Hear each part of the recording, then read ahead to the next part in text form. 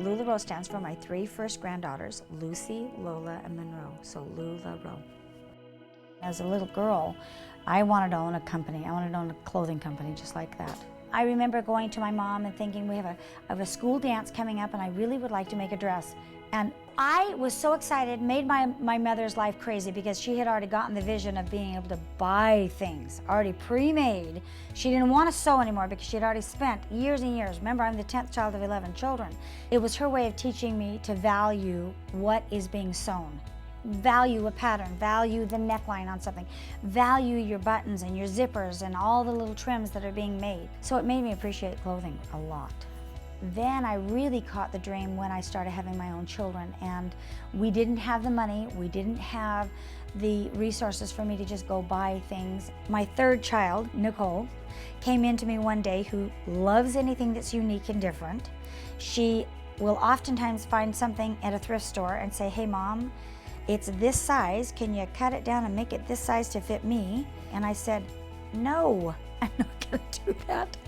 I said, "Let me draw you a pattern and let me make you a pattern because I know how to do that." And we went shopping and found, several swatches of fabric that we could use. And I came back, made the skirt.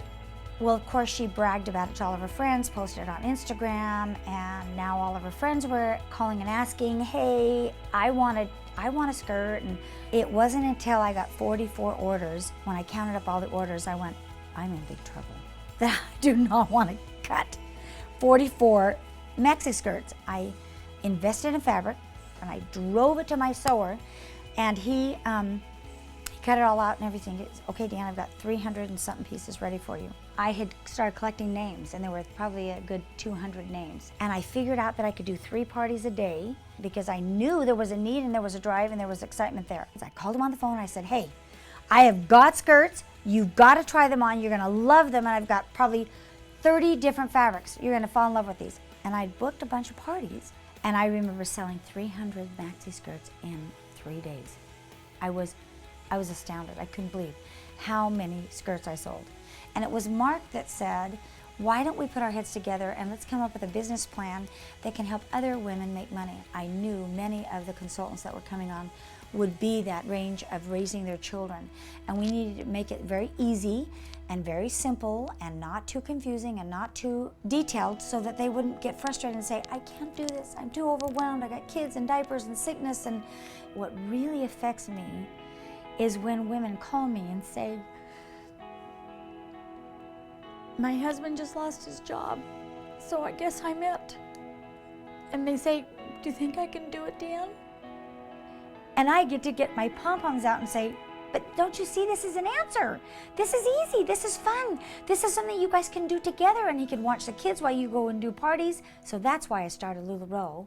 I wanted to help other people succeed. We have an opportunity to be able to spread this love of these clothes that fit so nice and that the quality is so good and that it is simply comfortable. So I love the aspect of being my own boss. I love being able to choose my own time and let people know that, oh yes, I am successful. I am doing all the things I need to do, and you're a part of this. And look where it's gone. Look where it's grown. It's grown so huge.